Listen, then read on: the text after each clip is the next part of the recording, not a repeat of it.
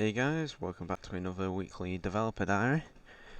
So for this week, I've got a lot more work to show you on the snake concept. Well, not concept, the snake game coursework demo I was working on last week, and I managed to finish it in time, luckily. So I'll show you. I'll just run it first, just to show you. So basically, I had to create a lot of different enemy types for it. So as you can see here, I've got these green hexagon enemies that wander around. I've got these yellow enemies that'll run away. I've got a ton of different enemies, like this big sniper enemy. These purple ones that'll stop in place and then run away and then move to a different location. There's about, how many? About 8 different enemy types. So for example, these little ones, these like mint green, like diamond enemies are summoners, so they'll just spawn more enemies. And basically the way this works is they are spawners on a 10-second cooldown. So every 10 seconds, like a new wave of enemies spawns, basically. Because for the coursework, we had to basically create a ton of different enemy types and try and make it as optimized as possible. So I've got quite a lot of different enemy types here, like, oh, and this orange one, essentially, it spawns a enemy when it's on death. It spawns an enemy or bullet on death, so essentially what it does is it basically does double the damage to the snake. And just for testing purposes, this golden head of the snake is just invincible, so I don't have to worry about dying while showcasing the game. But as you can see, when the snake segments get destroyed, it dynamically like knocks them up to the head of the snake again, so there's never any sort of like gaps in it or anything, as you can see there. And as you can see, if I spawn a lot of enemies, the game still runs fairly well. Like, there's no noticeable drop in frame rate. And the way I've done this is this dev diary is going to be a lot more like code based, I guess. But I've done something called object pooling, which is essentially, the theory behind it is, instead of creating objects in like Unity and deleting them is quite taxing on memory.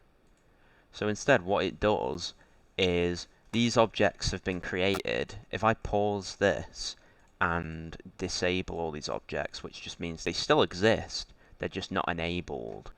If I just disable all these enemies and all these bullets and then run the game again, they're disabled here, and then when a new wave spawns in a second, they've been enabled again, and as of the bullets. So basically what it does is, instead of constantly creating new enemies, it is cycling through the same enemies and bullets, but it's just enabling and disabling them. So as you can see, if I'm destroying the enemies fast enough, then new enemies aren't actually needing to be created. However, it will dynamically create more enemies as they're needed. So as you can see, like, when these shooting enemies are shooting bullets, the bullets are enabled here, and then it's disabled when it's not being used. So that's the way it works, essentially.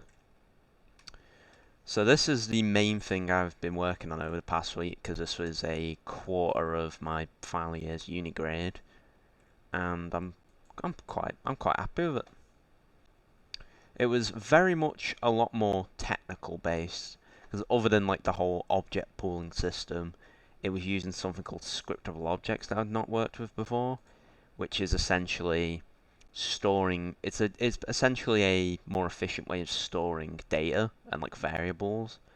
So basically, in short, this shooter enemy data scriptable object just contains all the variables used by the shooter enemies.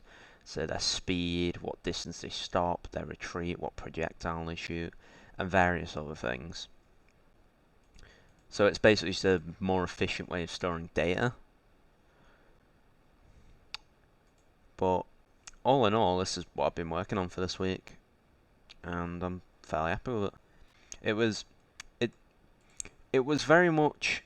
I feel like this is something I could have got done in a day or two if I was just being told to make different enemy types and like a player movement, but it's trying to get it to be really efficient and have, the scriptable objects and the object pool, and that really made it challenging. So, for example, if I spawn a lot of enemies now, as you can see, there's no huge drop in performance, and as I'm destroying these enemies, you're going to notice that not many, if any, enemies are going to be created on the next wave due to a lot of enemies still being in the scene, just disabled. As you can see there, no new enemies or bullets are being created. They're just being constantly enabled and disabled. Sorry. So that's all I've got to show for this week. As for the coming week, I'm going to be probably doing some more art on the game, and I probably want to make a start. This month, definitely, I'm going to make a start on a prototype for the games, just getting basic player tile movement down, starting to paint down a tile set, and make a start on the basic combat systems, just getting some basic turn-based combat implemented. So that's what I want to get done for this month, but as for next week, because obviously I've been very busy this past week with my coursework, I'm probably just going to try and get more of the tile set done and maybe a basic start on the tile-based movement, and just getting some like animations maybe implemented. So, thanks for watching, guys. That was obviously a lot more code-based one than has been recently, but that's a big part of the making the games, probably the biggest part, if anything. So, thanks for watching, guys, and I'll see you all next week. Alright, peace.